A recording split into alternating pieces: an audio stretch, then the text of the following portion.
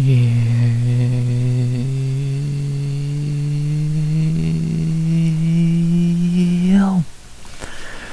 yo, RX back with another recap of UFC Vegas 113, Bautista versus Oliveira.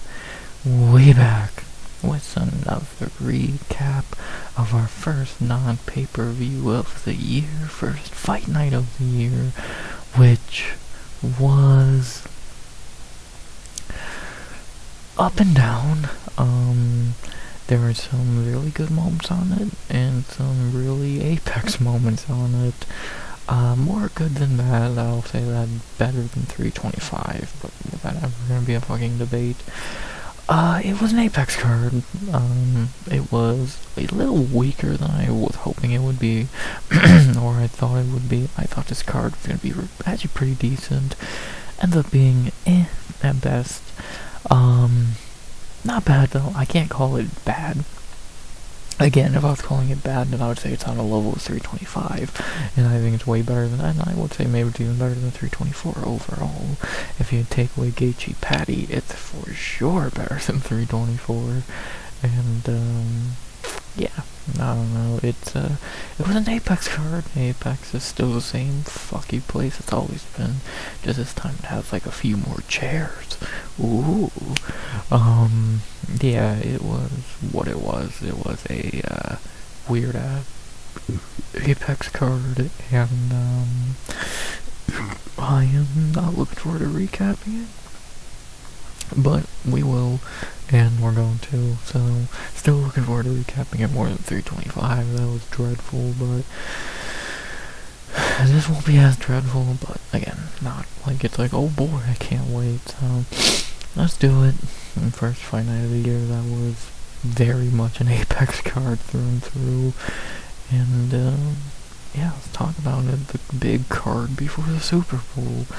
Yeah, it was not great, still better than the shit they put on last year for Drakus and Strickland 2, that bullshit, so, not great, not terrible, it was what it was, some good, some bad, and ugly. Well, let's talk about it. Let's recap it. If the only thing I have to say before we do, of course, is of course the normal YouTube bullshit of course, as always. Please like, comment, and subscribe.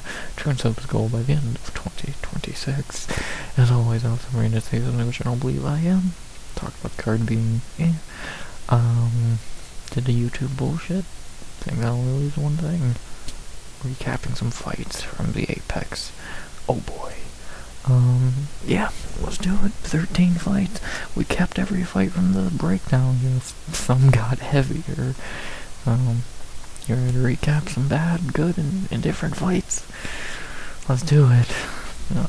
UFC Vegas 113 recap. You ready? I know I'm not. Let's do it. Begin recapping.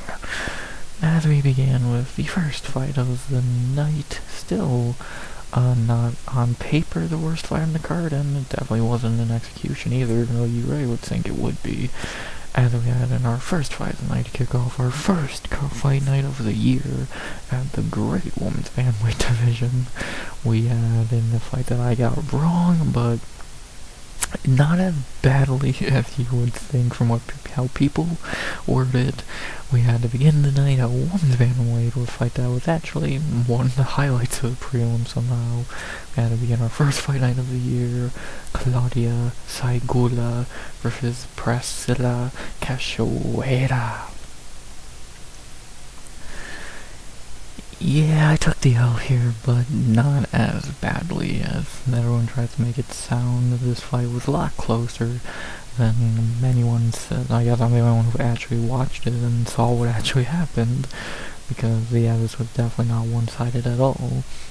In round one, definitely a Saigula round, had her best round of the fight, kind of just dominated, able to stay at range, not get hit too much, bloody up Cachoeira, but clear round one for Claudia. Round two, Close round, very close round. Saigula had a little push kick that kind of looked like a knockdown. I thought that she didn't do much. She had a good amount of volume still, but Cachoeira started landing some good shots, and I think round 2 was a complete toss-up. I think round 2 could really go either way, so 50-50 there, and then round 3, I don't know how the judges say. Saigula took this one. I think this was a clear round for Cachoeira. She ended the fight on top. Saigula kind of just ran away more than anything. Really didn't do a lot here. I gave Cachoeira round 3. I thought that was clear. I think the fight comes down to round 2. For some reason, the judges gave it 3-0 to Saigula, which is wrong. But I do get them giving her the fight, and so is verdict as well. Clearly wrong. Yeah, if you want to simp for Saigula, fine, but we can also be honest that this was not a 3-0 sweep. I don't know why the fuck verdict is freaking out now, but yeah, I definitely don't think this was a 3-0 sweep by any fucking means. There's no world Saigula won round 3. She just didn't, I don't know, simpler way to put it, but whatever. Again, you want to simp for her, sweet.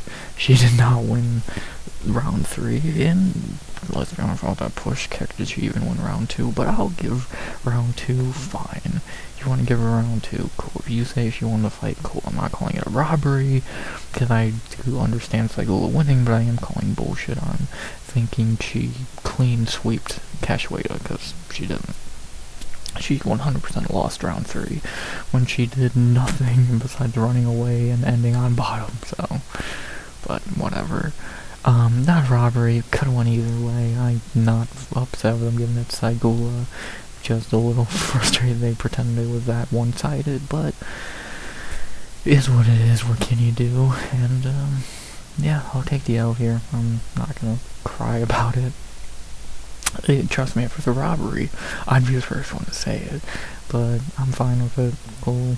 Don't agree, because I do think Cachoeira won this fight, but it's not a robbery, so the bullshit part is the judges being stupid, but whatever.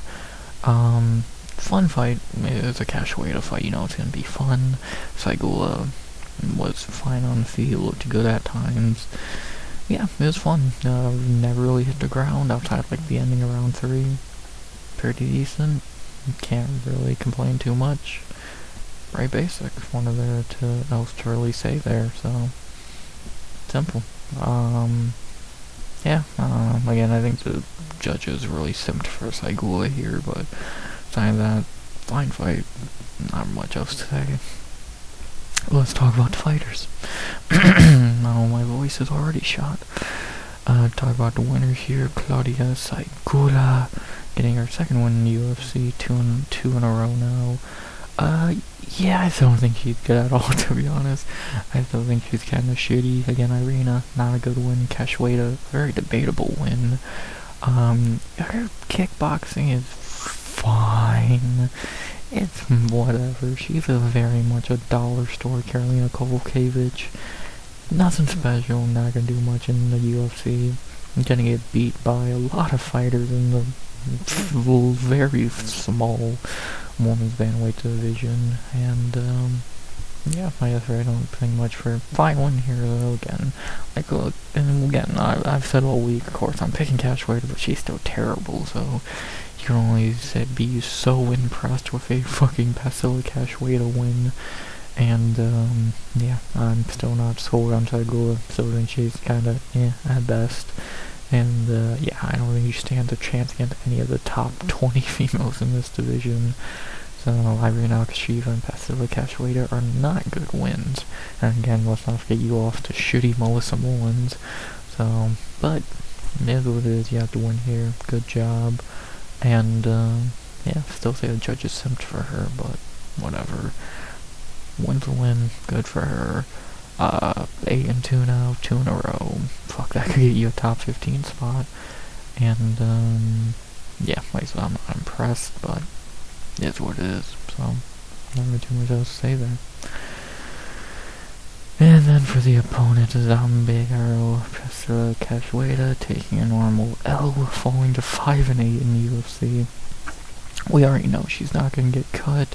She would have to lose 3 in a row for that to even be in the conversation, and she hasn't done that yet, so she's still terrible, even if I do think she won this fight. She's still awful, even training with Nunez now. 37, going to be 38 in August. We'll see if maybe this is her last year on the roster, if she has one more fight and loses, which probably is going to happen. Yeah, long overdue for her to be cut. She's fucking terrible. Yeah, so I don't see her getting cut at the moment because Dana likes her, UFC likes her, fun fighter, not talented in the fucking slightest, but you know, it is what it is. I'll give, the one thing I will give Saigula credit on, not many females take punches from Cachoeira that cleanly and live to tell the tale, so I'll give Saigula that. She has a really fucking good chin, but outside of that, Cachoeira fucking another out here. Shocker, it's what she does best. And yeah, see what happens. I would be amazed if she got cut. I wouldn't be upset, but I'd be amazed. But I think it's too good to be true, so I think we'll see her one more time, and if she wins it multiple more times. And yeah, she still sucks. Nothing new. Simple. With that being said, that only leaves one thing left to say, and that is, of course, as always, the final part of any good recap, saying, who should they fight next? For Claudia, and now 2-fight winning streak already, and that could almost get you a top 15 fight at women's bantamweight. But I'm gonna say, of course, it doesn't for Saigula, but who does she fight?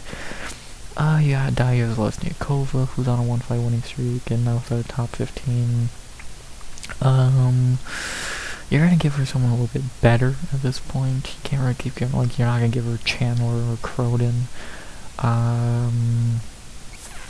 You know, Lesniakova might be her only goddamn option. Thinking, looking at everything, there's only 31 people here to pick from, and the only ones coming off wins are these two, who are not booked. So, yeah, probably Lesniakova makes the most sense. Both 2-1 in the UFC. Velez coming off a good win against fucking Melissa. Saigula on 2, all coming off 2 in a row. Again, unless you feel like giving her another layup in Chandler, Croden, or fucking Lisboa, which I don't see any point in any of that. Then probably with Lesniakova. Yeah, look at pretty self-explanatory there. I would definitely be picking Lesniakova there, so we'll see if my streak of getting into Saigula fights wrong continues. And, yeah, probably that makes the most sense, so not very much else to say. And with that being said, not really too much else to say here. Fine fight. Again, can't complain. It's a Cachoeira fight. Usually it's going to be fun. Still think the judges were a little simpy here for Saigula, but whatever, not a robbery. And, yeah, fine win for Saigula. Still don't think she's good. She has a really good chin, though. Cachoeira is still terrible.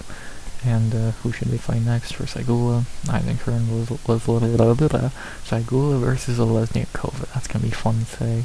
I think that makes the most sense. Why not? And for Cachoeira, again, I highly doubt she gets cut, so we'll see who she fights next. So, again, of course we always hope she gets cut, but I'm gonna say I doubt it, and, yeah, that's about that. So, not really too much else to say there. Fine fight to begin the night. That's Cachoeira, you know, it's always gonna be fun, and, yeah, fine one for Saigula.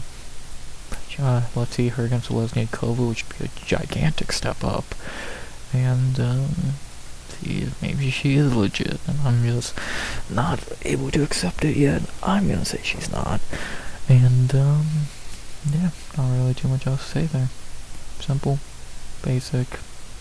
God damn it, judges, and god damn it, Cachoeira. The Polish got me here, and they got me all card. Good win, fine fight. Good way to start the card. Next. After that, oh boy, it's time to rant, I tell you. And after that, we go to our second fight of the night. And the first fight we're not going to spend much time on here. 'Cause, oh boy, I'm gonna blow a fucking vein talking about this shit. As we had in our second fight of the night in the bantamweight division, the most frustrating thing I might have ever seen in MMA. I swear this fight alone has aged me 60 years, let alone this dumbass sport. Speaking of dumbasses, we have in our second fight of the night, our first male fight of the night in the bantamweight division, we have Jacob Wickwatch, whatever the fuck, versus Muim Gafurov. Oh, fuck's sake, this is the most annoying thing I've ever fucking watched in my life. So, to recap this, round 1, Muim went clearly better on the feet, not even a debate, simple, nothing to say there. It was exactly what I was expecting. Round 2, he is taken down in control, loses round 2 clearly, 29-20, 1-1 going into round 3, which is a weird running theme on this card. I don't get it either. Round 3, much like round 1, Muim dominates, clearly wins on the feet. Then about the final minute hits, and Muim thinks, oh yeah, let me shoot for no fucking reason on a guy who whole time this fight's been trying to get a submission. Guess what? He gets guillotined. 1 second left on the clock because he survived for that long, and he taps. In a fight he was clearly winning. I don't care what these idiots say, they're wrong. In a fight he was going to win, in 1 second, he fucking taps like an idiot, and it is the most mind-numbing thing I've ever fucking seen in my life. He was going to win this fight. He was literally 1 second away, and he fucking taps, let alone shooting a takedown with a minute left against a guy you are the lesser grappler to. You fucking tap with 1 second left, you pussy bitch. If you're in a choke, you go to sleep. You don't tap. You go to sleep. But he didn't get that memo. He's a fucking idiot, man. I swear to God. He's so dumb. Not even say anything about Jacob. That dude's fucking garbage. I'm not upset at him. He did nothing wrong. He had to win. Cool. I can't call it a robbery because Muim tapped with 1 second left like an idiot. But I can just call Muim a fucking idiot because he is. He was 1 second away from winning this fight. He is the dumbest fucking human I've ever seen in my life. You were winning, and you shoot a fucking takedown and get guillotined, and then survive until the 1 second mark and tap. Yeah, I'm fucking speechless.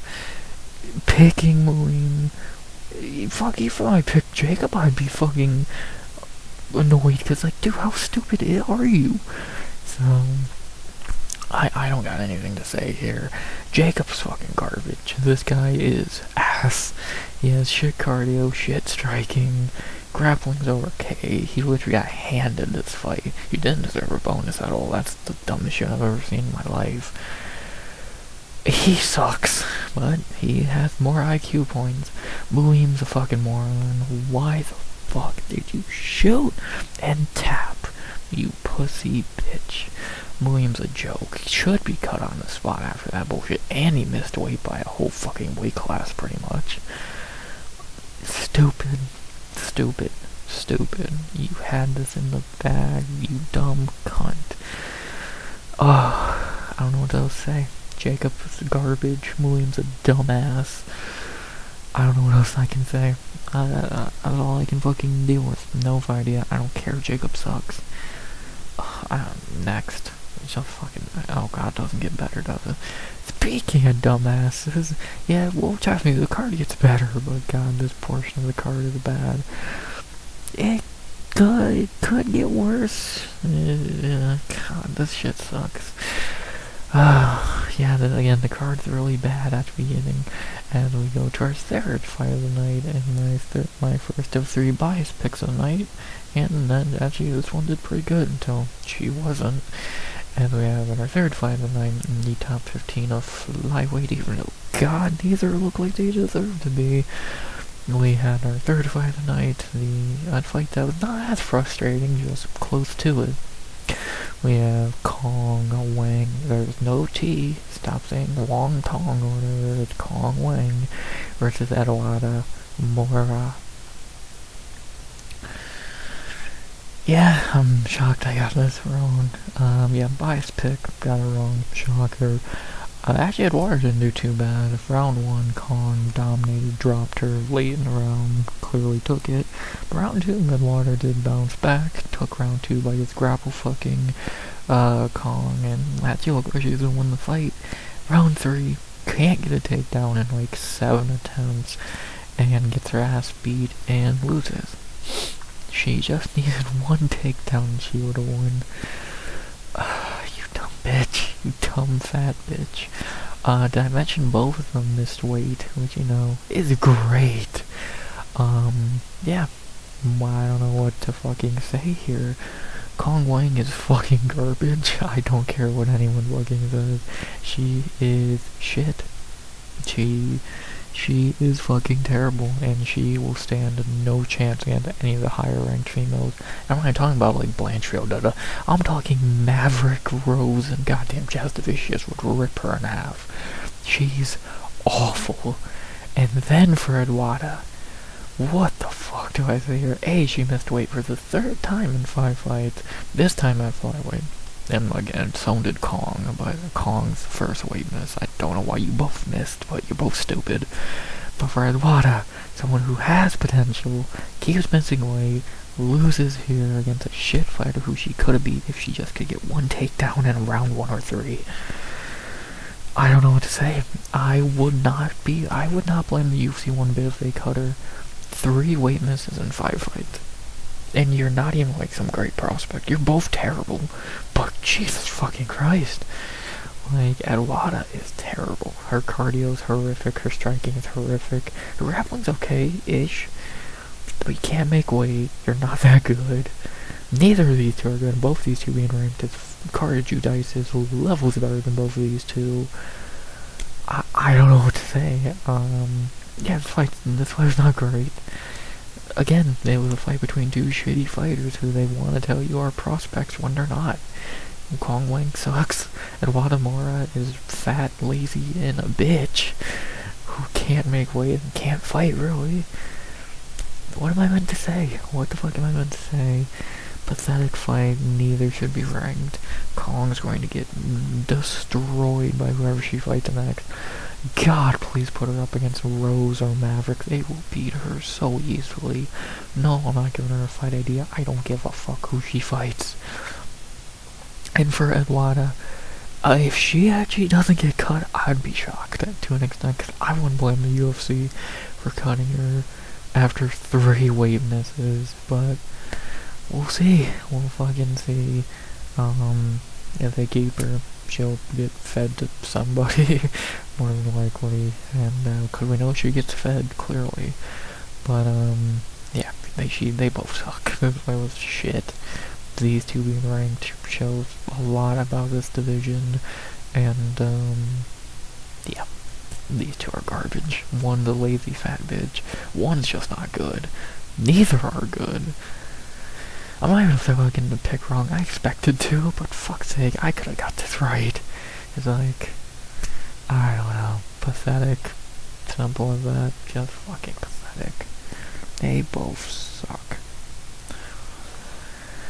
Speaking of a fight where both fighters suck, oh wow, we got like 4 or 3 more to talk about in that scenario, beginning with our 4th fight of the night. The first fight of the night I actually got right. Oh boy, you know, that's a good sign. But who didn't get this fight right, to be honest? As we had in our 4th fight of the night in the bantamweight division, changed on very short notice, and it looks like neither were ready, because they both looked fucking horrific. We had in our 4th fight of the night at 141 catch weight, thanks to a weight miss, or bantamweight if we're being honest. It's our last weight miss of the card, thankfully. We had Javid Basharat versus Gianni Vasquez.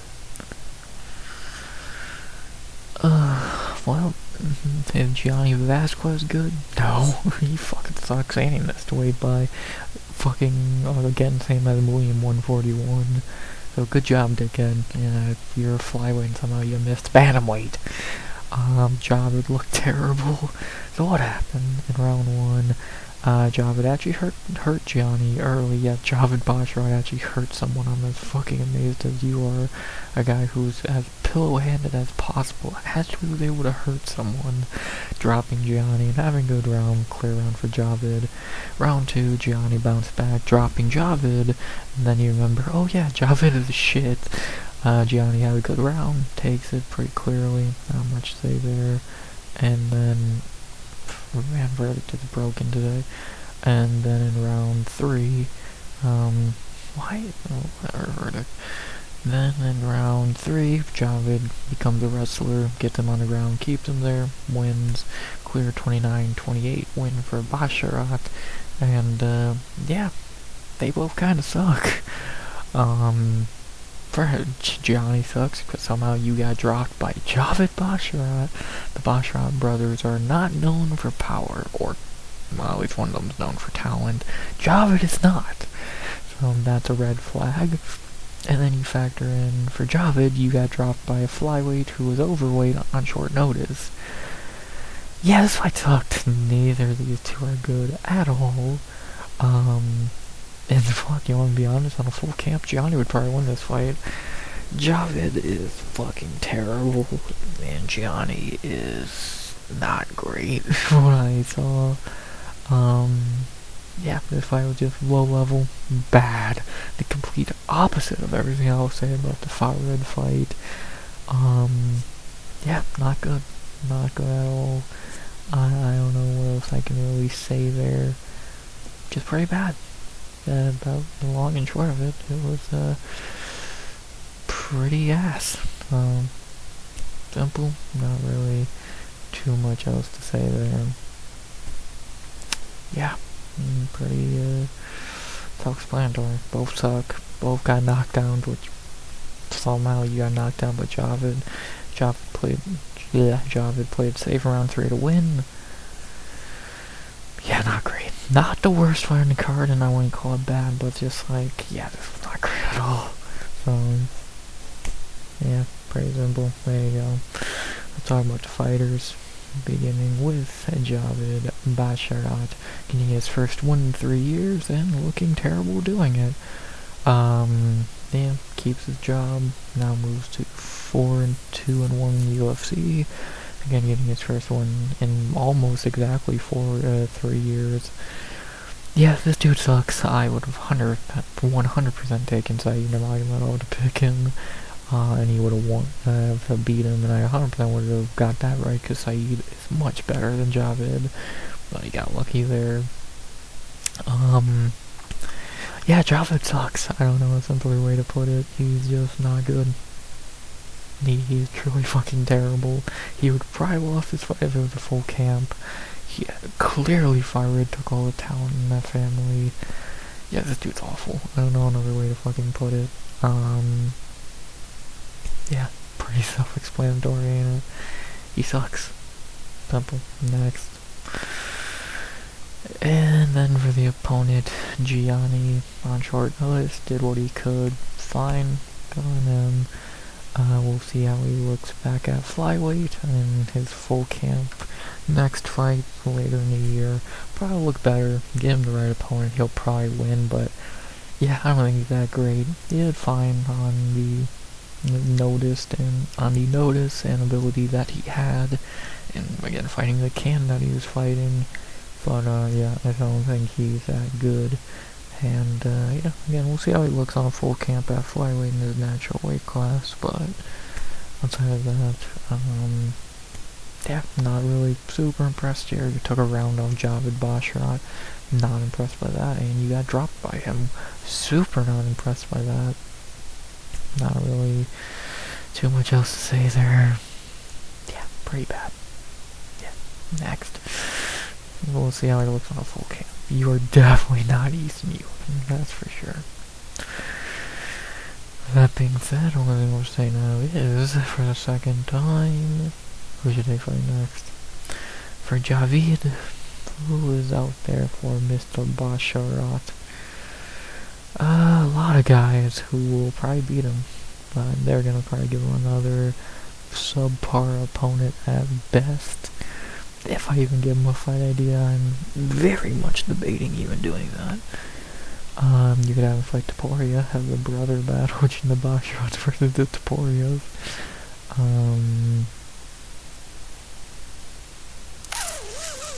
Why am I giving Javid Basharat a fight idea? He fucking sucks.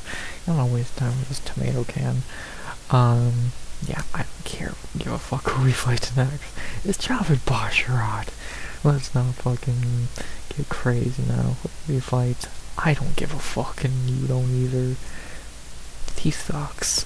Johnny is very meh. We'll see what's that flyweight. And, yeah, not really too much else to say there. Either guy's good. Javid somehow comes out of this looking worse because he was the guy who had a full camp and is a bantamweight, but you know, why makes sense? They both suck, and I don't care who Javid fights next, and I don't care who Gianni fights at flyweight. Who gives a shit? Whatever fight next. Oh god, I think I'd rather continue talking about the Javid fight, because somehow we get worse to the worst fight on the card after that. Calling this a fight might be an insult to fight, but you know, oh boy, at least this is the last really terrible fight for a while on this card, as we have in our next fight, our final female fight of the night, and the worst one, as I predicted on paper and in execution. One of the worst fights I've ever seen in my life. I've never seen two people want to fight less. As we had Ketlin Souza versus Bruna Brazil. I've never seen two people want to fight less. I'm not gonna waste time on this fight. It was so fucking pitiful. Ketlin for 3 rounds wanted to just cuddle with Bruna. Bruna, when they were not clinching, just stared at her and ran away. Pathetic fight. I don't give a fuck who got the scorecard. I don't even think I finished scoring the fight on verdict, so I won't even show it. Yeah, both are terrible. Bruna is fucking pathetic. Ketlin Souza saved her job, but at what fucking cost? They both suck. What the fuck is there to say? Garbage fight, garbage fighters, as predicted. I thought it was gonna be the second worst fight on the card. This was the worst fight on the card. And, yeah, this was terrible. I've never seen two people want to fight less, and they are so lucky they were in the Apex, or they would have been booed out of any goddamn arena. So, garbage. What else can I say? Bruna's awful. Ketlin's awful.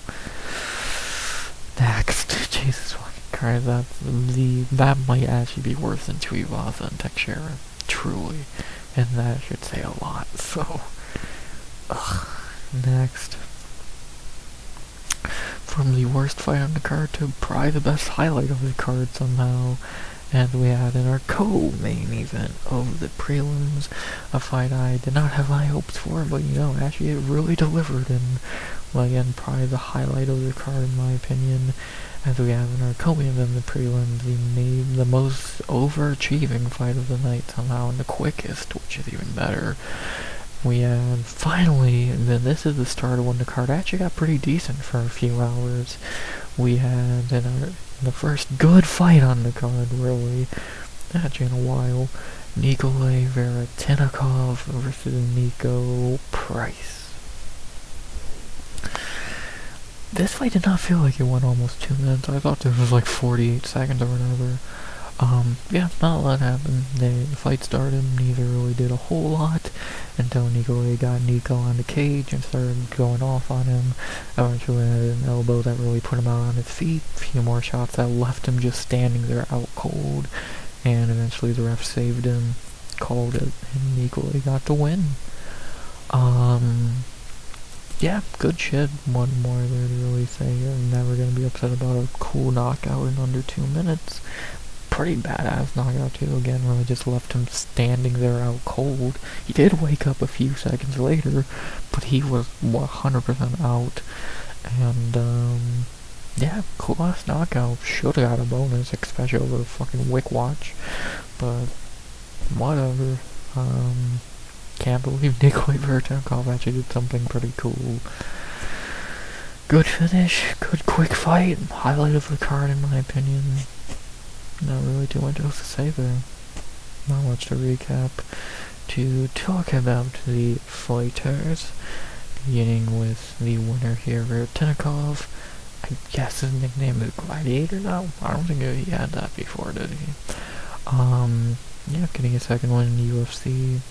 First one where he doesn't look completely awful, but he is still completely awful. This dude sucks. I'm still not gonna praise him like he's any bit good. Still think he's fucking terrible. And beat up 2026 Nico Price. Good fucking job. Yeah, this dude's a joke. I don't know what else to really say. A good one here, and again, I'll say he should've got a bonus. But yeah, he's still terrible, and yeah. I'll give him props for the performance, but I'm not giving props on being a fighter. Still think he sucks, and yeah, pretty basic. You beat up 2026 Nico Price. You actually did it in a fun fashion, at least, I'll give you that. And yeah, not very much else to say there. Pretty simple. And then for the opponent, the old man, yeah, actually they're the same age, but the guy who feels much older, because he's been here forever, and probably a few years too many. The loser here, Nico Price, falling to 8-10-2 in the UFC, 3-fight losing streak. Yeah, that should be it for Nico in the UFC. He's escaped 3-fight losing streaks before by getting a win right when he's about to get cut. Couldn't do it this time. Yeah, it's time to cut him. It's been time to cut him. Yeah, it's more than time to cut him. He had his time. He was a subpar fighter at one point, but now he's on a 3-fight skid, and I've lost to fucking Stemba Karimbo and Nikolai Vertenkov. Yeah, respect for him for stepping into this fight and all that bullshit, but yeah, it's time to cut him. Like, what else can I really say? He's had his time. Let him go to PFL, BKFC, whatever the dude has. ATV. He's been beaten up enough in the UFC. Should retire, but he won't. So just cut him. Long overdue, to be honest. Probably like 2-3 years late. And, yeah, again, he has had better days. The James Vick win was nice. But, again, what are you going to remember him for? The James Vick would knock out and jobbing out to Robbie Lawler in his retirement. Outside of that, what the fuck has he done? So, up and down fighter. Time to get rid of him. Had a fine mid-career, but time is time. Sorry, Nico. And, yeah, that's about that. No fucking chance in hell I'm giving Nikolai Vertenkov a fight idea. So we can keep that idea out there and say a good performance for him, but he still sucks. And yeah, still neither of you. He still shouldn't be in the UFC, and Nico should be cut next. But yeah, neither of these guys are good. Nikolai was the better fighter here, though, so good for him. Still should have got a bonus, as much as I don't like him. I can at least admit that. And, yeah, good knockout. We'll see who he jobs out to next, because he's probably going to lose his next fight. And, yeah, good career, Nico. See you wherever you go next. And, good win, Nikolai. Only time I'll ever fucking say that, because I doubt you'll ever want to fight again. And, yeah, pretty humble. Not very much else to say there. Highlight of the card. Good knockout. About that. There you go. And then, speaking of old welterweights on their last legs, let's get to our featured prelim. As we stay at welterweight for our featured prelim. This time it's an Onk getting fed to a young guy. As we had in our featured prelim in the welterweight division, a fight that was also very one-sided for the old dude who needed a win but couldn't get it. As we had in our featured prelim, a very good fight to end off the prelims. Even though we didn't get a finish, and we were all hoping, still a fun 3-rounder. Then we had our featured prelim, Daniil Danchenko versus Alex Morono. Sucks we didn't get to finish here, but this was still a fun fight. First 3 rounds, Daniil kind of just beat the shit out of Alex, if we're being honest. Round 1, he dropped him late, got close to the finish, but couldn't get it. Some people say that was a 10-8. I don't agree. And then he did kind of gas himself doing that, so for the next 2 rounds he kind of threw, but more than anything he was just throwing leg kicks, and it was working because Alex clearly had a leg injury or some shit. And after 2 rounds of that, counting on to round 1, he clearly won 30-27, or 30-26 for a lot of people, and yeah, that was about that. So don't know why Verter keeps doing this glitch. There you go. Maybe we'll stop doing that next time. But yeah, I don't really see a 10-8 in there, but maybe there is. I don't agree. And either way, Daniil clearly dominated one. Good shit. Again, would have liked to see the knockout, but I'm not overly upset about it. And yeah, fun fight. Morono came to swing. Daniil always comes to swing. Fun. What else can you really ask for? Yeah, not really too much else to say there. It was very one-sided. The rare time a fight on this card wasn't 1-1 going into the third. And, yeah, fun. The OG and the young kid went to war, had a banger. Not much else to say. Let's talk about the fighters. For Daniil, getting his first official win in the UFC outside of the Ultimate Fighter stuff, he looked good. 24 years old, still stupidly young. Again, it sucks he didn't get to finish, but almost was probably better for him to go the full 15 against a veteran, no less. He was decent. He was a decent prospect. His cardio needs a lot of work, but I'll tell you that striking is good, power is good, grappling we really didn't get to see, but probably fine. The dude's solid. It was good for him to get to time in the cage, going 15 with a veteran. They would beat the shit out of him. They looked pretty decent doing it. But we're getting ready to ask for. Yeah, not much to say outside of his cardio. Can't really point out any issues with him in this fight. He's young, again, 24 years old, which is almost weird to see guys that young at this point. Looked good. Good prospect in the division. Needs some time to develop, and this was a good fight for that. For Dollar Store Yuri. Good debut against a veteran. Not really much else to say there. Get the cardio a little bit better. Dude's already really good everywhere else, it would seem. Think how far the kid can go. Still really young, got a lot of time. Good debut here. Good prospect. Not much else to say.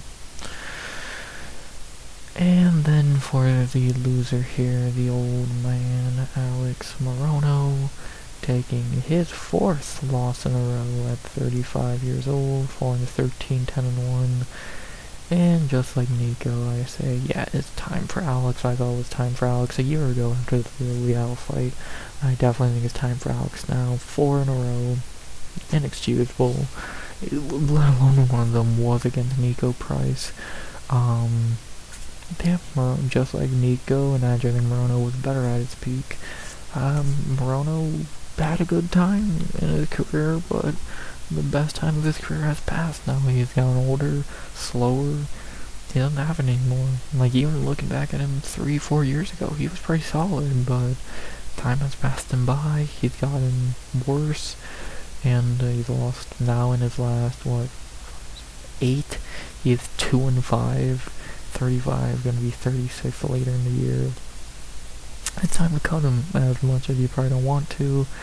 It's time to let him go. Like, he's been in UFC for 10 years now. Good career, was a really good fighter at one point, but he ain't anymore. And time is time, so yeah, cut him. Just like Nico, old dudes on losing streaks. He got the best out of them. The best is gone now. Let him walk. Pretty simple.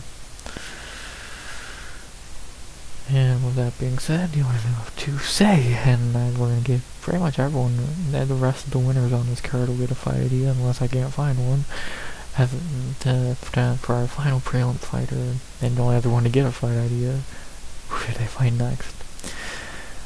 We'll see if I can find one for Daniil, because it's usually difficult to find one for guys in such early in their careers, but I'll look for something. Obviously, you're not going to throw him into the deep end right now. Like, no shit, you're not going to give him fucking Neil Magny.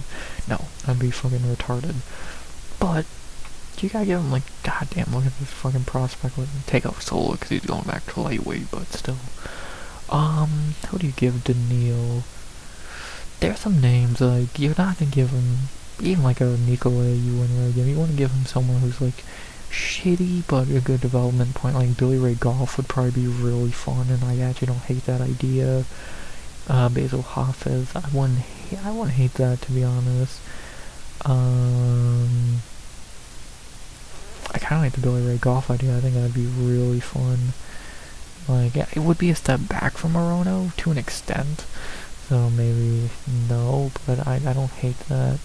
And then even I think guys like outside Ponzi, which you're not gonna do, more likely I think a lot of these guys would be too far of a step up, or just wouldn't make sense. Like, I don't see why you'd be fighting Chaos in the second fight. Like, I don't know why you should be pushing him that quickly, even though he would beat Chaos. I just don't see a point for that, so let him develop.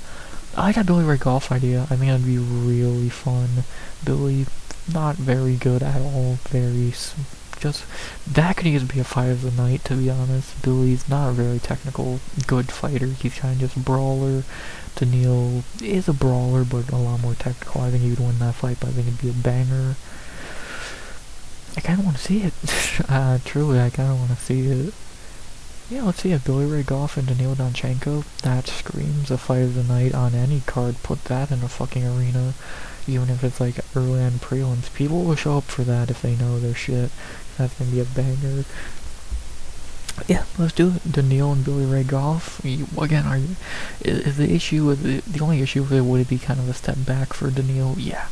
But, at the same time, it's a good development point. Morono was a good development point. Again, a veteran. Now give him a guy who's gonna really try and hurt him and got good power and all that. I'm down to see it. Daniil, Billy Ray Golf. I want to see it. Book it. I think that'd be a fucking banger. That if that fight doesn't win fight of the night on whatever card it were to happen on, I want to see what fight does. So yeah, book it. That'd be a banger. And yeah, not really too much else to say there. Good win for Daniil, good development for Daniil at only 24, gonna be 25 later in the year. Dude's young, needs fights like this where he's not just gonna run over everybody. And yeah, good starting point of his career, knocking off and probably knocking out a legend, not a legend, but an OG from the roster. Good shit, what can you really say? Who should they fight next for Daniil? Again, I love the Billy Ray Golf idea. I think it'd be a banger. And for Morono, you gotta cut him, let him go to PFL, or maybe even boxing would probably be better for him, but we'll see. Maybe DBX. I think DBX would be pretty good for him, but we'll fucking see, like I said. And, yeah, not really too much else to say there. Good run for Morono, but it's time for Daniil. His time is not even here yet. Young, decent fighter. Let's see him develop more against Billy Ray Golf in a banger. And, yeah, not really too much else to say there. Self-explanatory. We all knew Daniil was going to win, just whether we're going to be dominant or we're going to be more like this, then more like this, which is probably better for him. And, yeah, see how this kid develops. Good prospect. Not being an OG out the UFC. Go right in the prelims with a fun fight. And, yeah, there you go. Not really too much else to say there. That was the prelims. They were pretty ass. Outside of Daniil, Nikolai, and Fagula, this portion was pretty ass. This was annoying. This was not that good. This was the best of the four here, but it's a forgettable fight. And this was one of the worst fights I've ever seen in my goddamn life. So, yeah, if you take out this part, yeah, prelims were alright. Segula, Nikolai, and Daniil were pretty fun, so you got the 3 good, 4 bad. Not the greatest mix in the world, but the good thing, the main card does keep up with the trend of the really good momentum the prelims ended on, so that's good. So let's get to that, shall we? As we're only 50 minutes in. That might be the shortest video of the year so far. As we begin the main card of a fight that was pretty predictable. Don't know why people overthought it. Like, this fight never gonna go any other way than the way that it did. As we have in our main card opener for our first fight night of the year at light heavyweight, Dan Mergliato's 500th ref fight. Good for Big Dan. As we had to open the main card of Vegas 113, the first fight night of 2026. Dustin Jacoby versus Julius Walker. Yeah, this was only gonna end one way and one way only, really. Round 1, not very much to talk about.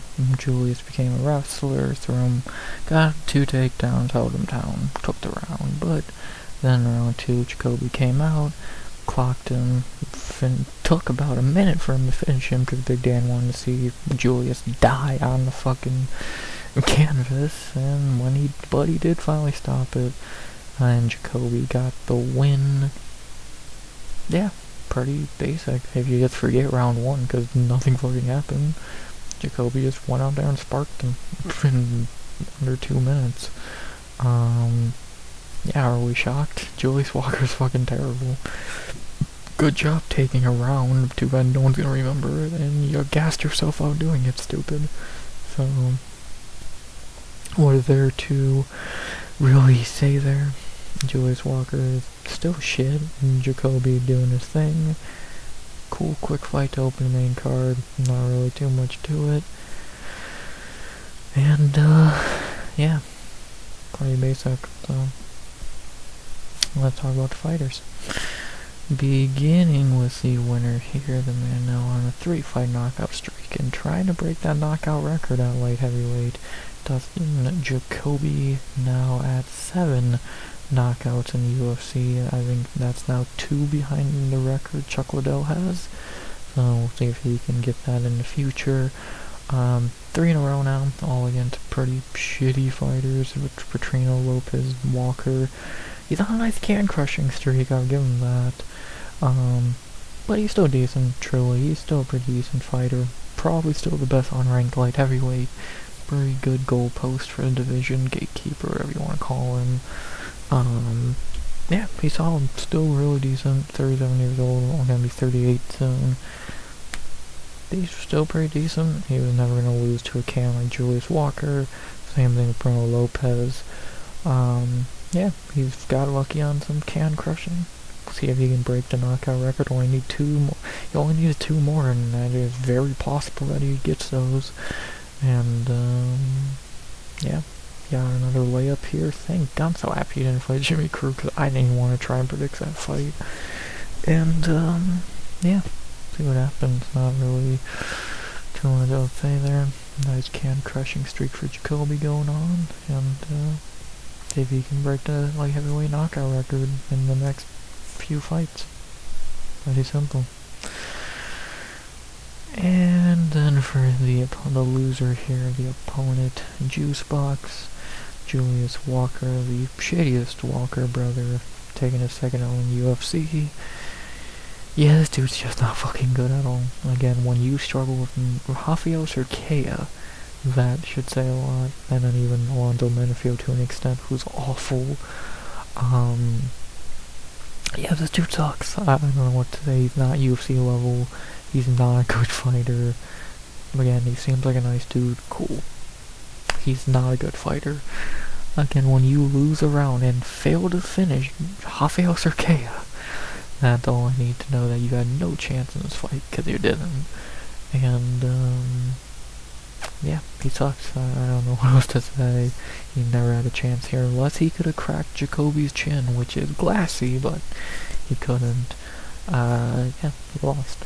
He was gonna lose, and he did, so not shocked. He's not good. We already knew this. Don't know why people try to pick him. Pretty basic. Next. Only thing left to say now is, of course, who should they fight next?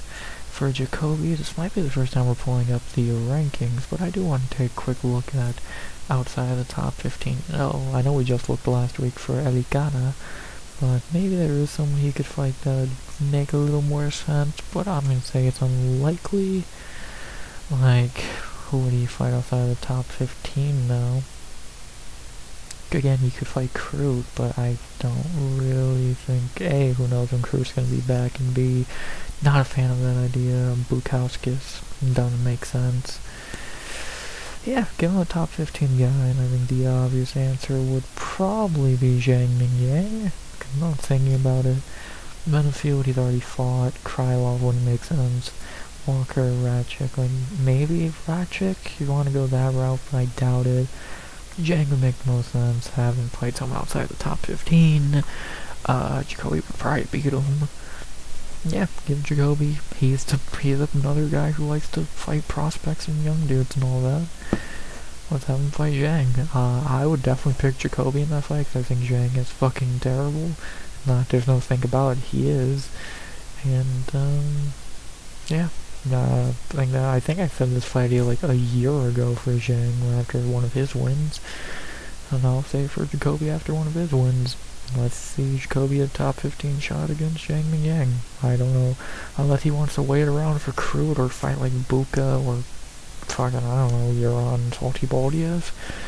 The fight with fucking Zhang Mingyang would make the most sense. So, let's see it. Not really too much to say there. They're going to Macau in March, May, and then obviously they do another card over there in September, August, whatever, so that would be a really good main card fight on either of them. I know Jacoby wants on the White House card, but that ain't fucking happening, so let's see if they give him Jay. Not really much else to say there. Quick, easy one for Jacoby. Unless he got cracked, he was never going to lose this fight. Julius Walker sucks. And, yeah, easy win. Simple. Who should he fight next? I like Jacoby and Zhang Mingyang. Makes sense. Would kind of fit his criteria of opponents lately that are just shitty failed prospects. And, yeah, let's see it. Jacoby and Zhang, China, Macau, whatever the fuck, wherever they're going. Maybe even I'll bring him over to America and have Jacoby have the home court advantage. We'll see. Not really much else to say there. I think he'd give him top 15 shot. 1-3 in a row, all by knockout, going for the record. Give him the shot. Not really too much else to say there. Yeah, simple. Walker sucks. Jacoby's still pretty decent. Probably the best unranked light heavyweight now. And if he has been for a while. And, yeah, let's see him beat up Zhang. Not really much else to say there. Good way to open the main card. And I love seeing a bum get beat up, because he fucking deserved it after that pitiful Circea performance. And then after that, we get to our second fight of the main card, which was a banger. Should have got fight of the night. My pick for best fight on the card. What a great high-level fight this was. As we had in our second fight of the main card, a banger that should have got fight of the night at bantamweight. A great prospect battle between two undefeated fighters who both looked great and looked like they were undefeated. Who wanted their own more? Both, but someone had to win. And people were not happy about it, even though it was not a robbery. It was just a great fight between Farid Basharat versus Gene Matsumoto. What a great fight. This was such a high-level banger. The fact that these two are not in top 15, but fucking Talbot and Montel Jackson are fucking pitiful. These two would beat the shit out of Raul Rosas. This fight was awesome. This fight was goddamn awesome. Both, you can make a case for either winning. Both looked great. Just a banger. What else can I say? Round one, the only like super clear round of the fight. Farid looked pretty good, did good work on the feet. Got some takedowns, bloodied up Gene. Looked good. Again, probably the only round of the fight that is really clear. Farid takes round 1. Round 2, Gene comes out. Looks much better. Not clear for Gene, but you could definitely make a debate for Gene getting round 2. Very close round. Round 3, a lot of the same, a very close round. Gene does better work, though, and I think might be the best round for Gene. He had a little more gas left late in the fight, was able to get takedowns and do some good work.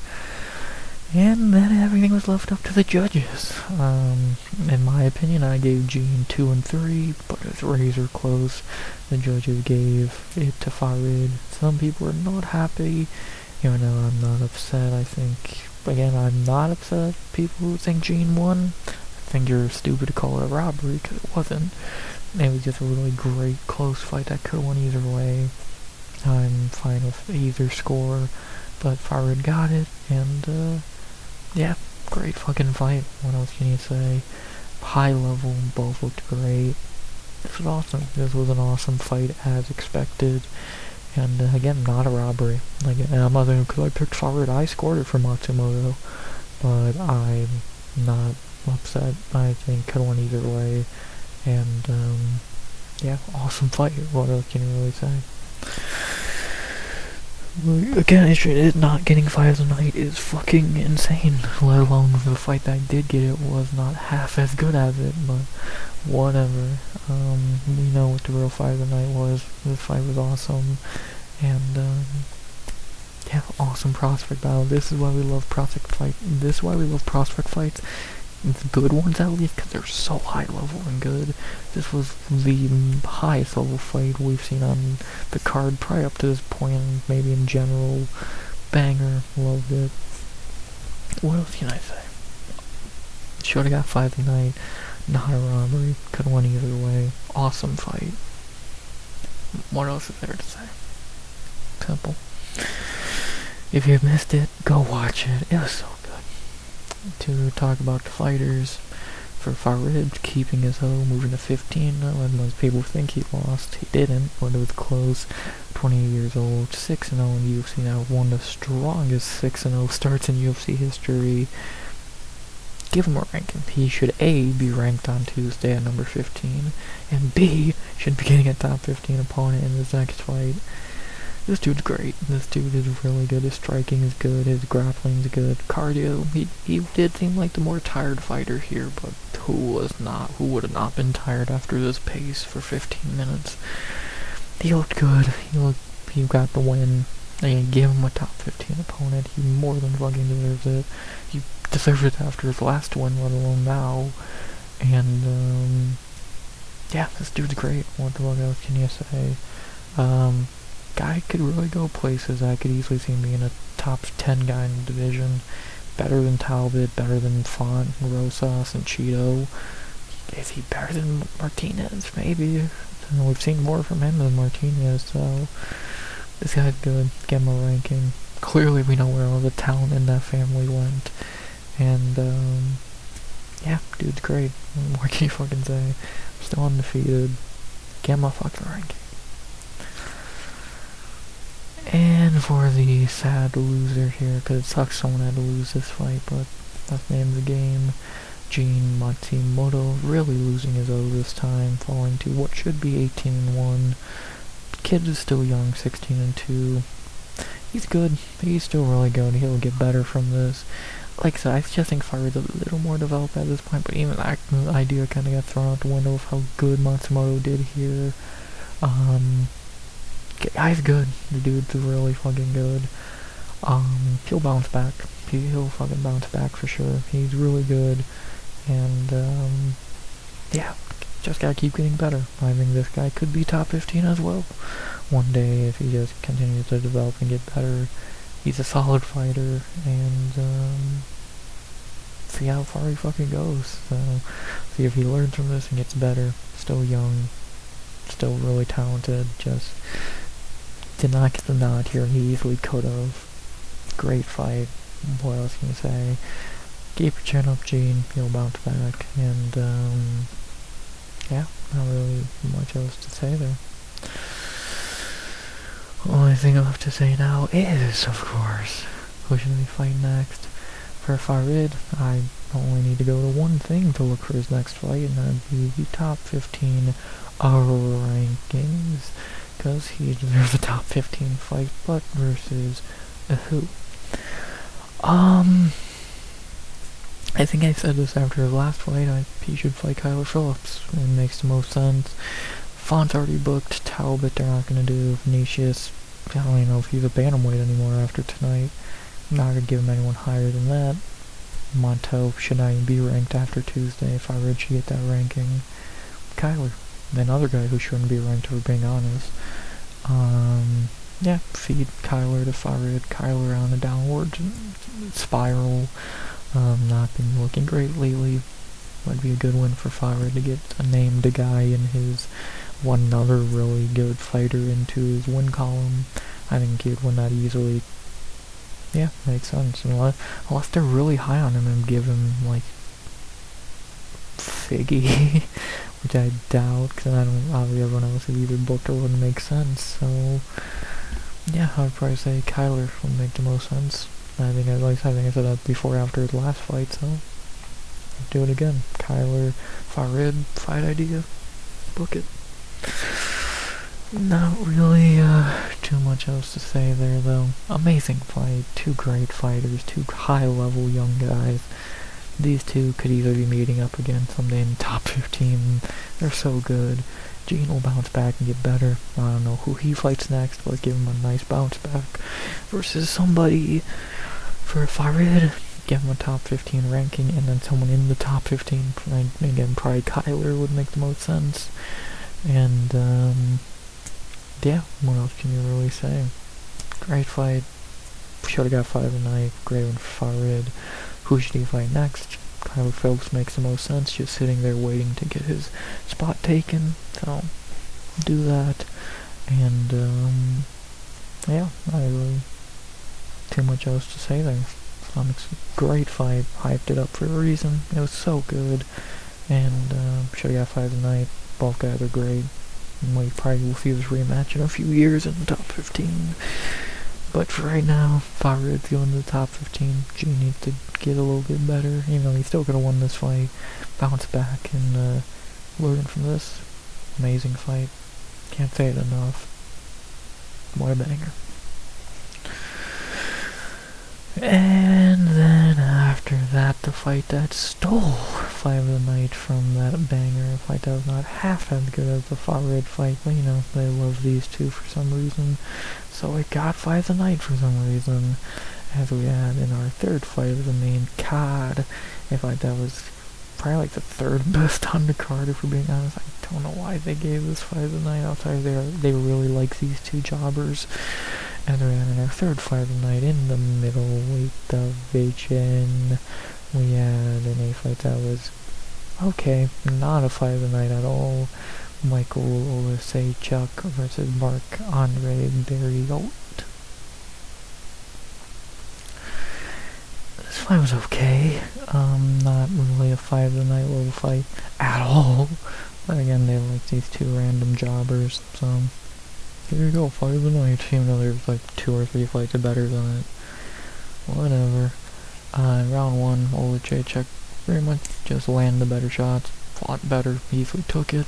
Round 2, like most fights on this card, the other guy took back round 2 to make it 1-1. Barriault had a good round 2, landed some good shots, body up Ole, simple. And then round 3 got back to normal. Ole was able to land better shots. Even though it was a little bit tight, but pretty clear. 29-28 for Ole. Not really much of a debate to be had. And, yeah, not really much else to say there. Pretty simple, sound shit. Judges agree. 29-28 Ole. And, yeah. It was a fine fight. I don't know why, for some reason in my mind at the end of the fight, I just thought, oh yeah, this was a shittier version of Esteban Ribovic's fight, because it was. Neither guy really hurt the other, and neither guy really looked great. It was whatever. It was a low-level, fine scrap. Again, I think the Farid fight was better. And, yeah, not really much else to say there. Shouldn't have got fight of the night. Ole should have probably finished him early, but I don't know. I'm not really impressed with Ole here or this fight. It was fine. Nothing terrible about it. And, yeah, pretty whatever. Let's talk about the fighters.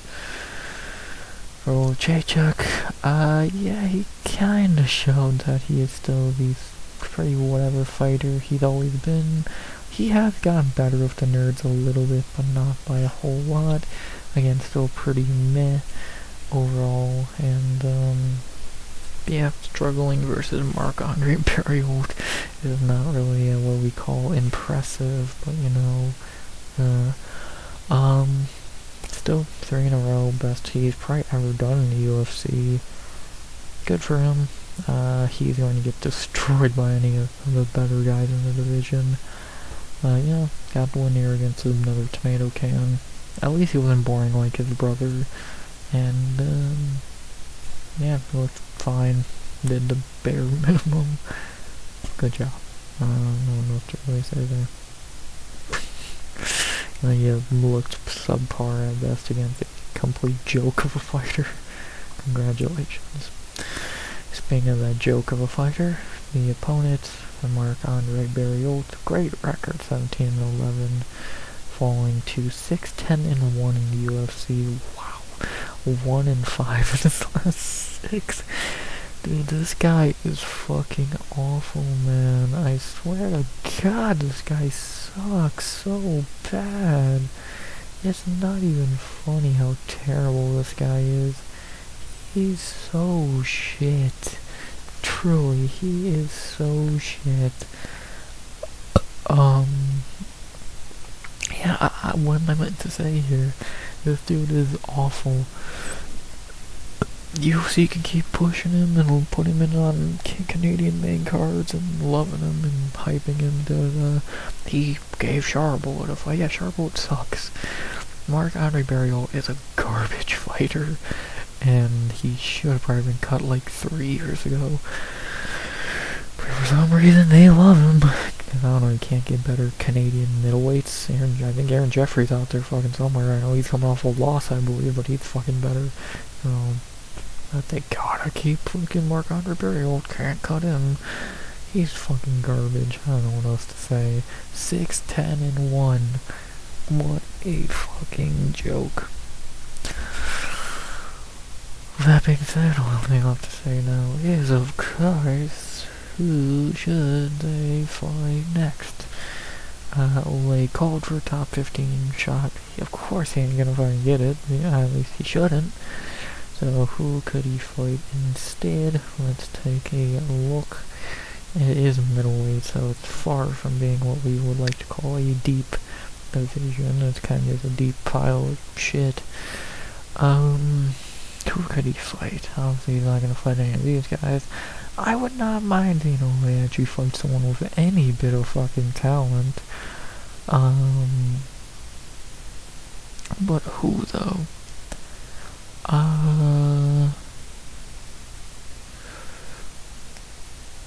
Tulio maybe? Coming off that loss wouldn't be too bad. They're not gonna kill off Cam Ralston yet. The Sultan would be kind of intriguing. I wouldn't completely hate that. I think Iron Turtle's booked against Edmund Shabazian, or it's going to be booked, which is a weird ass fight. Stoltzfus Kopylov. That would kind of feel like a step backwards to a goddamn extent. To an extent. Boost, Hattori. I would say either Kopylov or Tulio, and I don't really get the point of fighting Tulio, so Roman Kopylov. Sure. Yeah, why not? Makes sense, I guess. It'd be a step up. I would definitely pick Ole to win that fight because I think he's better. yeah, I guess Ole and Kopylov. Yeah, win there would really put Ole in a really good position. Sure, why not? I see no reason not to. Kopylov is on a really bad streak right now, not looking great lately. Sure, do it, why not? Not really, much else to say there. Hopefully I don't give away another fucking layup can, but, you know, if the UFC, very likely. But we'll see. And, yeah, not really too much else to say there. Easy win for Ole. Should have looked better, or even got to finish, but whatever. Mark-Henry Barriolt's fucking garbage. And who should they fight next? For Ole, him, Roman Kopylov would be fine. Again, I'd definitely pick him to win that fight.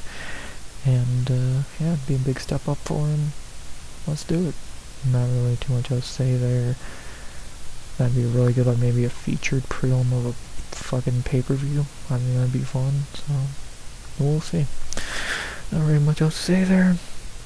A simple win for Ole, even if he should have looked better. Barriolt's garbage. Should this fight was not that great. Should not got fight of the night. And, yeah. Favorite was still a better fight. Not really much else to say there. Oh boy, speaking of bad fights, but at least this was very satisfying to see this can lose. As we had in our fourth fight of the main card, our featured bout, which was so satisfying. We had in our fourth fight of the main card at heavyweight, a fight that was satisfying as fuck to see his bum losing the way he always beats people. This fight was boring as fuck, but, you know, a little bit enjoyable. As we had our featured bout of the main card at heavyweight, still better than the Tuivasa fight. Rizvan Kuniev versus Jailton Almeida. So Jailton doesn't like, losing to his own medicine. How poetic. Yeah, this fight was fucking terrible, but it was also good to see Jailton lose the way he beats everybody. For the first 2 rounds, Jailton was scared to throw, couldn't get a takedown, so Kuniev just hugged him on the cage, easily taking rounds and minutes off of him. Round 3 comes, Jailton gets a little more aggressive, but is still very fucking scared to throw a punch. And I think he takes round 3, but I guess it was close and not like really mattered unless he got a finish. And, yeah, Kuniev got the win. 2 judges 3-0, 1 judge 2-1, and yeah, Rizvan Kuniev gets the fucking win. How crazy. Yeah, shitty fight.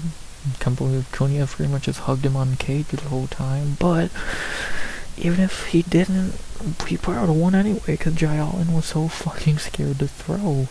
He's the fucking pacifist of the UFC for a reason. He did throw a little bit in round 3, and he won the round, in my opinion, doing that.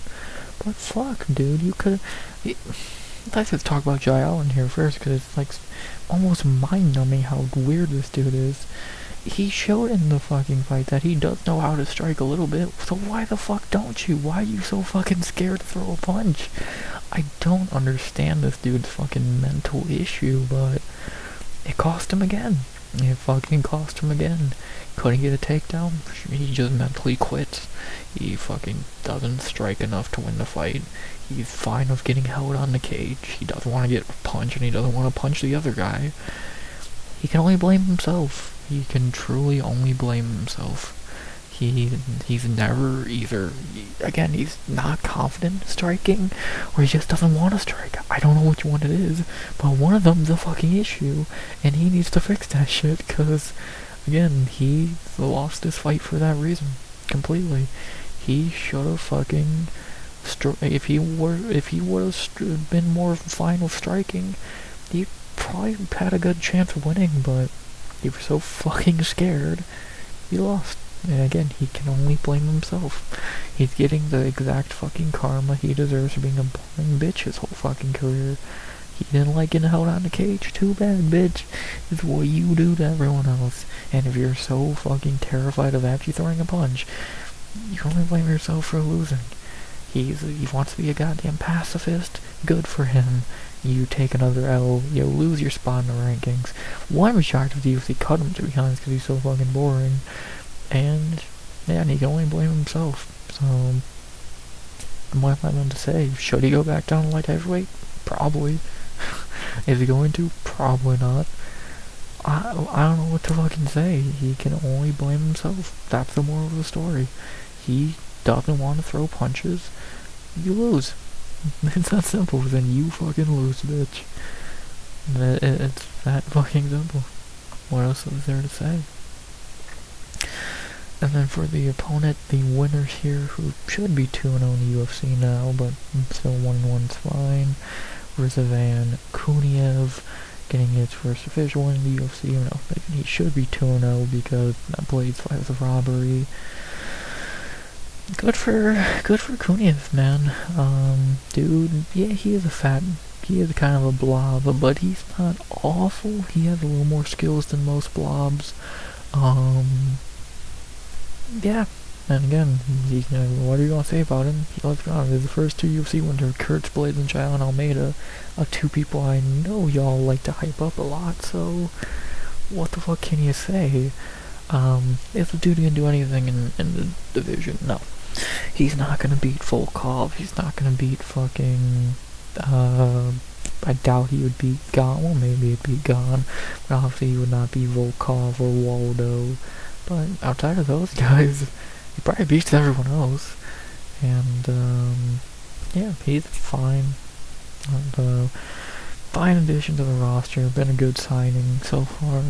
Should be 2-0. Already beat 2 of the top, 6 guys. And, good for him, man. What else am I meant to say? Good for him. Yeah. Going from fighting Ryan Spann to Jalen Almeida, and it fucking worked. Down to top 15. See what happens, man. Good for him. Good for fucking him, man. With that being said, speaking of the top 15 and where he's gonna be ranked, who should he fight next? Yeah, so he just beat number 6, so he's gonna be ranked around that number. Who the fuck did he fight? So you got above him, Waldo. No, Blades already fought. Probably Pavlovich, I'd imagine. Volkov, no. And then under him, Spivak, Tybura booked, Loose to be backwards. Maybe the winner of Belisha Spivak, but I don't know why you would do that. Probably Sergey Pavlovich would make the most sense for Kuniev. Unless, again, you have him fight, the winner of Belisha Spivak, but why? He's already beat 2 guys who are better than those guys. So, why the fuck would he do that? Yeah, probably Sergey, who I guess doesn't have to rematch fucking Blades now, which is cool. Yeah, Kuniev and Pavlovich. Maybe he can get a good fight out of Pavlo, because no one else has been able to lately. Yeah, makes sense, do it. The Russian battle. And Pavlovich didn't like that the last time, so too bad. Imagine, man, there's 3 Russians in the top 6 of the division now. Yeah, look, it makes sense. Not really much else to really say there. Yeah, Pavlovich and Belisha, Pavlovich and Kuniev makes sense. Run it, why not? And then for Giles, who fucking knows? He'll probably fight he has a better chance of fighting the winner of Belisha Spivak or I would love to see him and Walter Walker to an extent, to be honest. I think that'd be really fucking intriguing. But we'll see. Or he goes back down to light heavyweight. So, we'll see. And, yeah. Not really too much else to say there. Almeida can't really blame himself for losses at this point and not being willing to strike. Good one for Kuniev. Even if the fight was boring as fuck, still better than Tuivasa last week. And who should they fight next? For Kuniev, him and Pavlovich. Makes sense. No reason not to do it. So, and at this point, I probably would pick Kuniev to win that fight, because I think Pavlovich is kind of shitty at this point, so we'll see. And, yeah, good for Kuniev. Good win. Fuck Jael, and he only can blame himself. And, yeah, not very much else to say there. A biased pick to work. hell yeah, love to see it. And, yeah, not really much else to say there. The much better version of Shamil Kaziev gets the win. Sorry, Shamil, but yeah, let's be honest. Hey, the best part, Tai Tuivasa is gonna be out the rankings now. Hallelujah.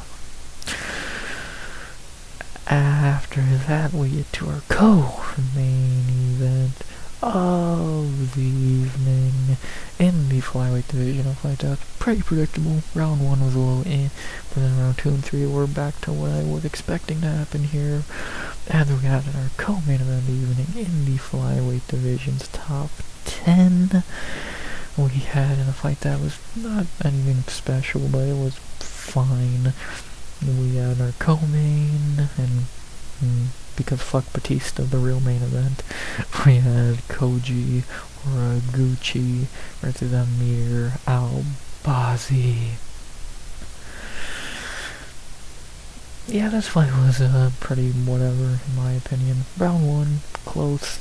Albazi actually had a pretty decent knockdown or push. It looked like a knockdown, but I guess it could have been a push. Either way, probably won in the round in my opinion. Why is Verdict doing this? So, but either way, not like it mattered in the end anyway. There we go. Either way, that was the only round you could even make a case for Albazi. Then round 2 and 3, Koji just beat Shalvin, won pretty easily, 29-28 or 30-27. Either way you want to score it. Simple win for Koji, outside of that little push or knockdown in round 1. Not really had any issues here. They able to get off the cage, be the better striker, piece up Amir, hurt him, bloody him up, yada yada, and get the win.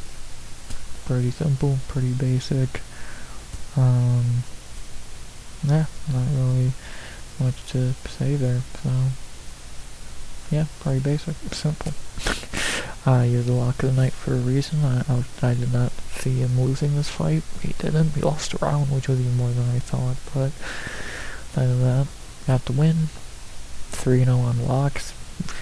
Him and Salkill did their job. Adiba still tried to screw me, but he didn't. Already starting better than I did last year. I think last year I was like 1-2 to start the year.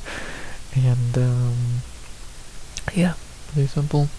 Fine fight, nothing special, and, yeah, not really too much else to say there. Talk about the fighters, beginning with the winner here, Koji, Mr. Gucci, getting the win here, getting his second win since coming back, and getting a second win in a few months. Yeah, dude's great. What else can you really say? One of the best in the division. I say he's top 3 in the division. Won't be shocked if he's holding a belt by this time next year, because he's just phenomenal. Yeah, I think the only guys in this division that are on his level are Josh and Taira. Besides that, I think he would beat Royval, Kopp, and Moreno. He's good. He's really fucking good. Tagira and Albazi are pretty decent wins to come back to. Dude's really fucking good. What else is there to say? Yeah, long overdue. This man should have been... Man, if they never fucking got rid of this man, he would have been champion. He would have beat Figueroa Moreno, I'll say it, but... Unlucky, and now he's coming for that belt. He's never got the first time because DJ is DJ. And, see if he can get it. He's so fucking good. He probably will. And then for the loser here, Amir Albazi, who actually made it to the fight, which is the most shocking part of the card. Taking his second L here in the last 2 years, falling to 5-2 in the UFC. He did better here than expected, but he's still not that fucking good. Most people would tell you he's on a 3-fight losing streak. Maybe they're right, maybe they're wrong. Either way, he's just not that fucking good. We probably won't see him till 2028 now, so, you know, great. But yeah, he shouldn't really be this high in the rankings, or even be ranked at all, for being honest. He really doesn't have any wins worth being ranked this highly, but whatever. Yeah, he's not awful, but again, if you're at top 15 level, that's debatable at best. He's maybe like 13-20 12 at best, if we're being honest. But we really don't get to see if that's proven true or not, because he won't fight again for 2 years. So, you know, what else can you really say there? So, he's pretty inactive, he's not that great, and he really should have analogies if you saw their pre-fight promo. So, not really much else to say there. Shocked he actually made it to the fight. That should say a lot. Only thing left to say now is, and I'm actually really intrigued in this one, who should they fight next? For Koji, he just beat number 6, so now that leaves the whole top 5 open to him. So you got Moreno, you got Royval, you got Taira, you got Kopp. I think Moreno would probably make the most sense. I know he's fighting Lonnie, but of course we know he's going to win that fight. I'm fine with seeing Koji and Moreno. Again, we know Moreno's going to beat Lonnie, so yeah, I think that makes sense. Royval can fight Albayev. I don't think anyone would be upset with that. Kopp, Taira, and Van can settle out who the fuck's going to get the title shot and whatever. And yeah, Koji Moreno would be a great main event for any fight night later in the year. Yeah, I think it makes sense. Again, unless Moreno loses to Lonnie somehow, then you do Koji and Royval, but let's be honest, he ain't gonna lose to Kavanagh. So, yeah, let's do it. Koji Moreno. Why not? I think no fucking reason not to, so run it. Again, unless Moreno somehow loses to Lana, which he ain't, that set that up perfectly. So, look, and a win there would put Koji right in the title. Would put him right in the title shot, to be honest. So, do it. Pretty simple. Not really much else to say there. And yeah. Yeah. We're gonna see in 3 weeks if that's the fight to do. It's probably gonna be simple for Albazi, and what's the fucking point talking about him fighting in the future when he's not gonna fight for like 2 years? Wait, I'm not saying he's not gonna have a fight booked. He will get fights booked, but they're gonna get cancelled. So we'll see when we see him again. I would love to see an active Albazi because he is in the top 15 for fuck's sake. But I also have strong doubts about seeing him fight a lot. So we'll see. And yeah, not really much else to say there. That being said, not much more to say about his co-main. It was fine, nothing special. Well, I thought Koji winning pretty easily outside of that scare in round 1. Good easy win, another lock W in the books. And who should they fight next? For Koji, let's see him fight Moreno after he beats Kavanagh. Again, that's a pay-per-view fight or a fight I mean any time of year. And I would love to see it. I truly don't know who would win that fight. I'd pick Koji, but yeah, that'd be a striking fucking... Oh, there's so many things you could call it, so book it. And for Albazi, hopefully we see him before 2028.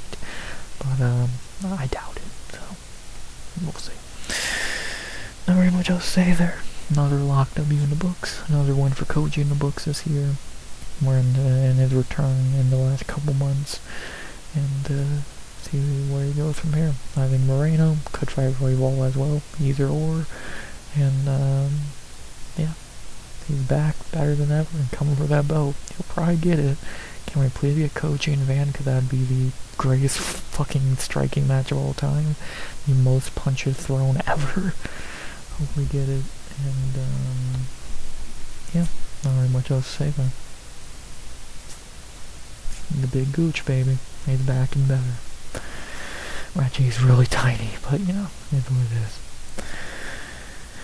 And with that out the way, that leads us to the main event of the evening in the bantamweight divisional fight that I think everyone got right. And I know I picked Oliveira biasly, but obviously I told you Batista was going to win this fight without really much doubt.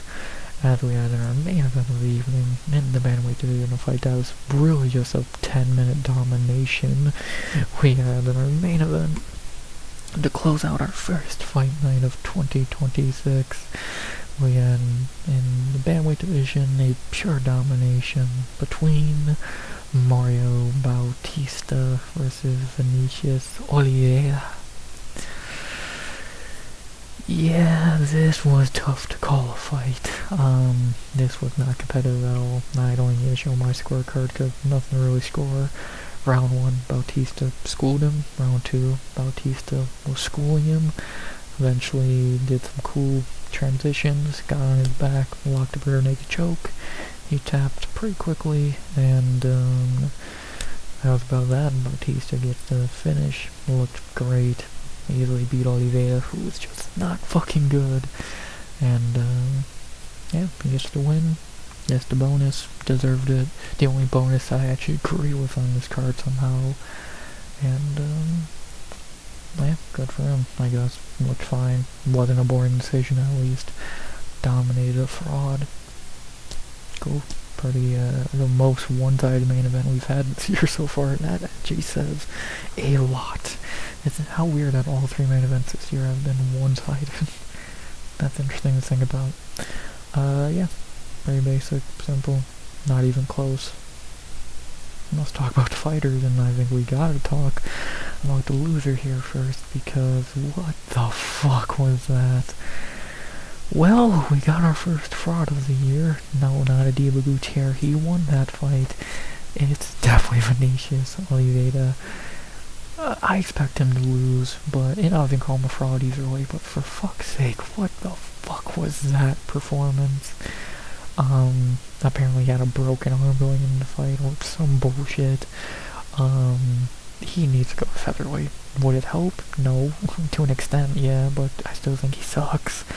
But it's like, dude, why are you fighting at bantamweight? You clearly are not, that's not your weight class. And, yeah, you just need to go to featherweight, I don't know another way to put it.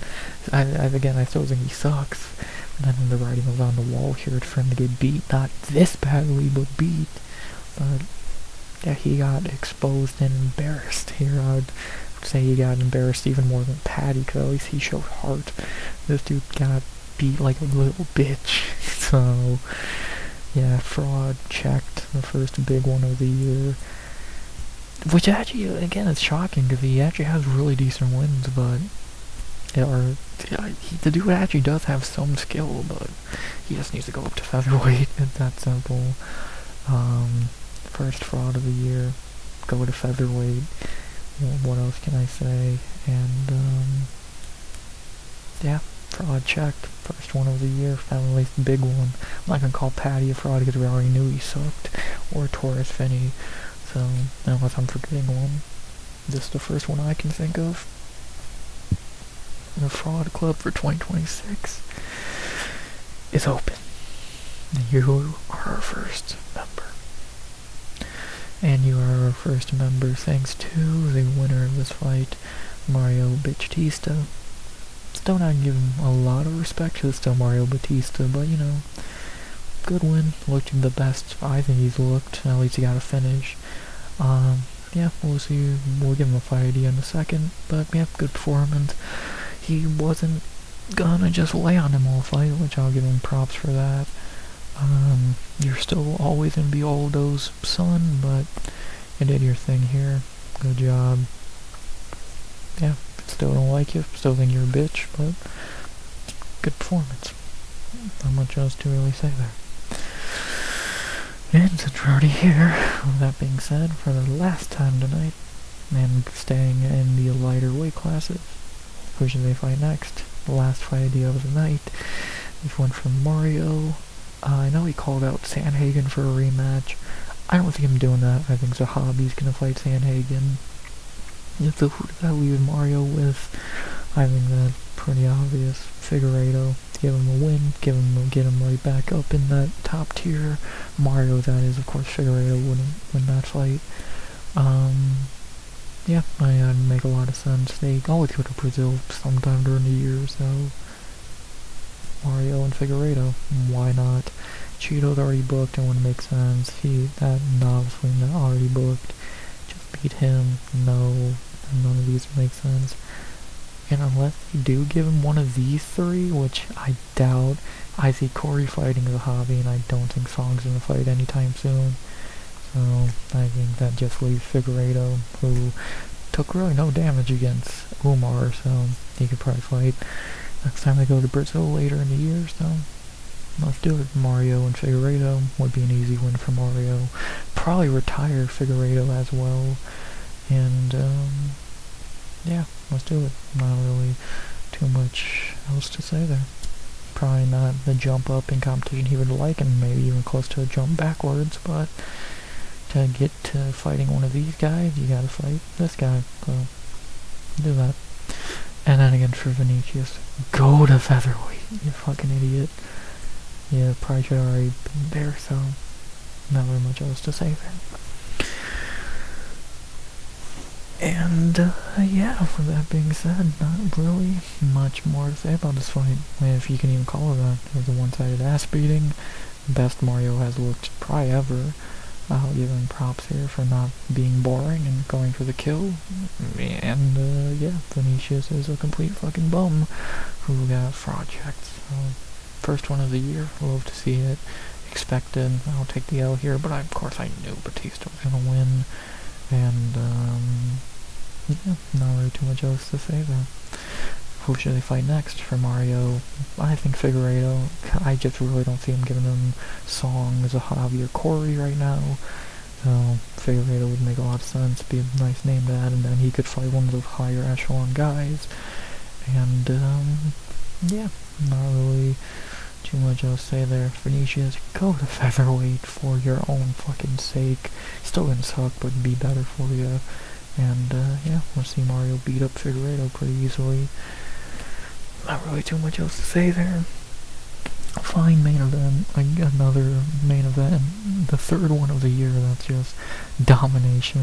Again, somehow in hindsight, how has Patty had the best main event performance of the year so far over the loser? That's just weird. And yeah, not very much else to say there. I'll give Batista a little bit of props tonight. Looked good, it wasn't boring, and first fraud of the year. I love to see it. And with that being said, finally, boom. That was the card. That was the recap. Go over how I did on picks. Went 8 of 13 for a perfect 515. Really, if I wasn't biased, I should have went 9 correct, because I still would have got this wrong if I wasn't biased, so I would have got 9 right. So yeah, it is what it is. What can you do? Got Oliveira and more biased. Brazil, most people made that pick. Muin, you're an idiot. Pasilla, what can I say? Happy to get this right, so I'll take it. Fine. Again, about the same I've been doing all year. The pretty decent range of getting a few wrong, but mainly winning. So I'll take it. The bonuses for the card went to Fight of the Night, Olashey, Checkenberry, bullshit. Fight of the Night, Batista, or Performance of the Night, Batista and Jacob. One good, one dumb. I agree with this one completely. Don't agree with Jacob or Fight of the Night. The other performance bonus should have went to Nicolay, and the Fight of the Night should have went to Farid. But whatever, that's bullshit, but whatever, not shocked. Next, if you missed a card, what should I say? You should go back and rewatch. If you want to just laugh at stupidity, you could watch this. This was okay, but no one cares. You could skip these, trust me, just trust me. Watch these are pretty good. Watch from this fight up to this fight. That's 5 right there, and then watch the main event in Horiguchi if you want. I would, again, for sure skip these 3, because, again, not very good, and the Almeida fight, because, yeah, it fucking sucked. So, everything else, you can watch if you want. It was fine. Second to last thing, and everyone's favorite, I think, at least mine, the chopping block. Who's on it this week? Well, there's definitely 2 main names that I can think of right off the bat, and they are former opponents in the same division, Nico Price and Alex Morono, both old dudes on long losing streaks. Time to get the fuck out of here. Besides that, I don't think anyone else gets cut. Cachoeira, I doubt it. Muim fucking deserves it. More, I could see it, but I doubt it. Those weaknesses, though, they don't play for that shit. Obviously, no. They probably should cut both of them. I obviously no. They're never gonna cut Burial. Sadly, no. He doesn't fight, so he might as well, and no. So I think just a two-header here with Nico and Price, or Nico and Price. But I could see more, I could see Cachoeira, Muim, but more likely it'll just be Nico and Morono, and even those two we'll see if they actually cut, so time will tell, but yeah, for sure these two need to go. And with that being said, the only thing left to say is, of course, what I like to card our last topic and the final one to seal off a card, the rating for it. I'll give this card